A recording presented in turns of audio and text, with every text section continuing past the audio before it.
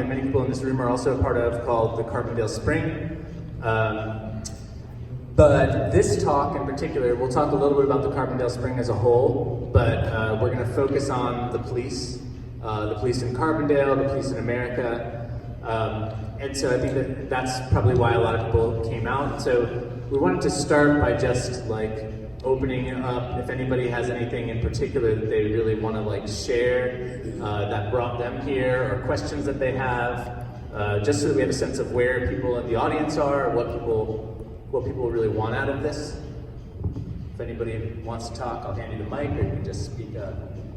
Yeah, sorry.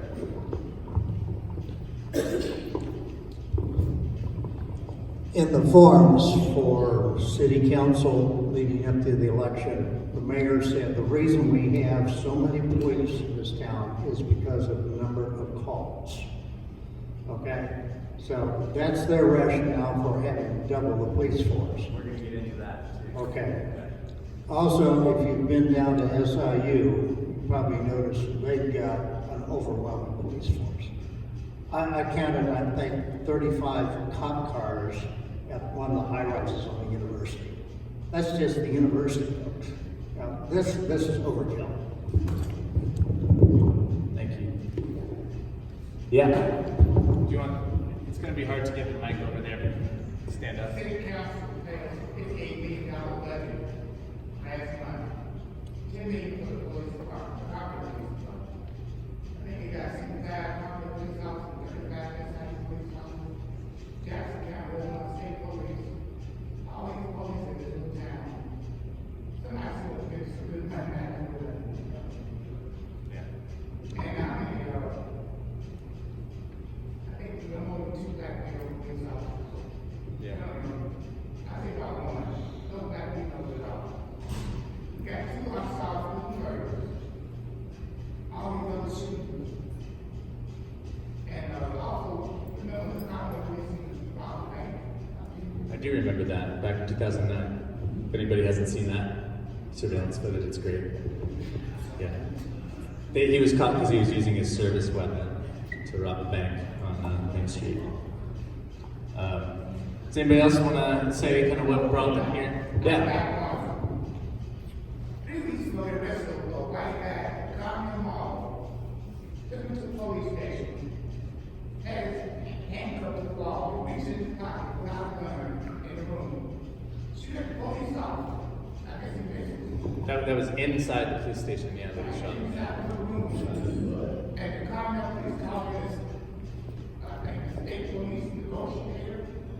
They had to talk for 3 hours. We ran down the house negotiation crisis. Had it been a black man, he been shot 10 times anywhere in America, no such thing at all. And so it was very tolerant when they got the white. Yeah. There's also a story that I just heard yesterday. I don't know, Valerie, do you want to? Yeah.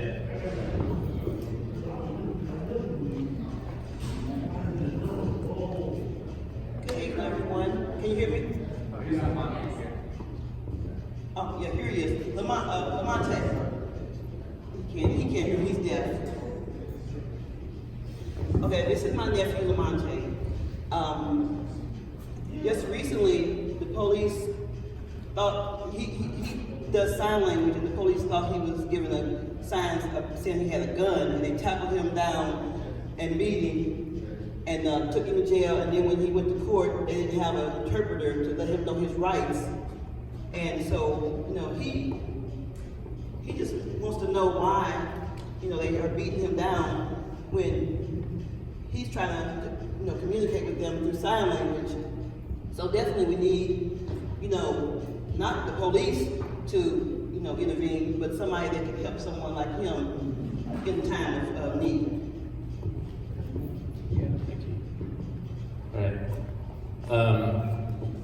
Okay, so we'll just get started here. I have a lot of information, and maybe we'll get through all of it, maybe we won't. But I want folks to know if at any point, like either of us is saying something that doesn't make sense, or you want to clarify it, just like speak up or raise your hand, and you know it's fine if we have like back and forth in this.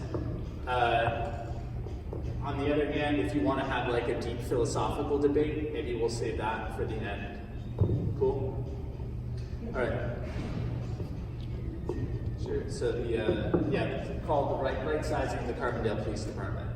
So this is basically the information that we want to get through today, but again, like, we'll keep it as open as we can so that there's engagement and like an understanding that we all are trying to get something out of this discussion. So we've kind of already talked about why we're here. We're here to talk about the Carbondale Police Department, its size, and how that relates to the budget and some of the Carbondale Springs initiatives. We're going to talk about definitions of what community policing is, and this is like the specific tactic that's being called for in Carbondale that would likely result in an expansion of the police force. We're going to talk a lot about history and the origin of the police in America, which will be dense, and we'll try to just get through it, and maybe for that part we'll hold off on questions until the end or something. And then I want to open up this space and have more detailed discussion about other people's experiences with the police in Carbondale or in other places. So there will be a kind of formatted group discussion so that we have a break from just us talking. And we'll talk about this concept of care work, which is pretty integral to the idea behind cutting the budget and also to the Carbondale Spring, which is all of these forms of care, for example, like, you know, having someone in the community who can interpret sign language available who aren't the cops, and what sorts of skills and resources that already exist in this community or that we can teach and learn from each other so that we can do those things for each other. And then at the end, we'll go a little bit more into detail about the Carbondale Spring project. Sweet. So Carbondale Spring is an initiative to transform Carbondale. And last March, we put out a challenge to the Carbondale Police Department, basically a criticism.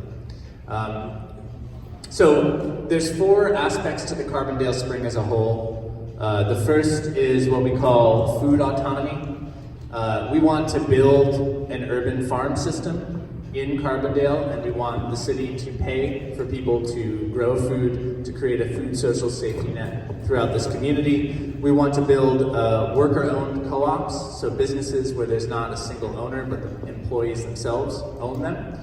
And we want to fund where the city can help transition businesses into that. We want a renewable energy fund where the city can start putting up solar panels and other renewable energy projects to face the climate crisis that we have. And then we want a team of what we call care workers, and these would be people that are not the police that you could call to intervene in problems that you don't need a gun to solve. And we'll talk about that in greater detail toward the end. But what we're really trying to do is to transform Carbondale into a place that's taking on the big challenges of our time. And for those, we mean on the one hand, like climate change and really ecocide, meaning the death of the ecological conditions for life on the planet. This is something that, you know, we've known about for decades, and we don't expect action at a federal level, and we think the towns need to start taking these challenges very seriously. We also want to find compassionate approaches to social problems, which is another way of saying we want to build community resources that are not the police. So we're treating people with compassion rather than the threat of violence and incarceration, which the police always bring with them. And then finally, we want to build the capacity as a town to respond to an uncertain and dangerous future, which includes rising authoritarian and fascist governments. So we're thinking about this little place of Carbondale within this wider context of things that are challenging the whole world here. Let me just give a brief outline of where we came up with this idea of care workers. One day I was over at Rolling Up, and I saw a guy who was crying on the stoop there, and the person that worked there wanted to help. And she talked to him, and she asked him what's going on. He said he was suicidal, and she didn't know who she could call or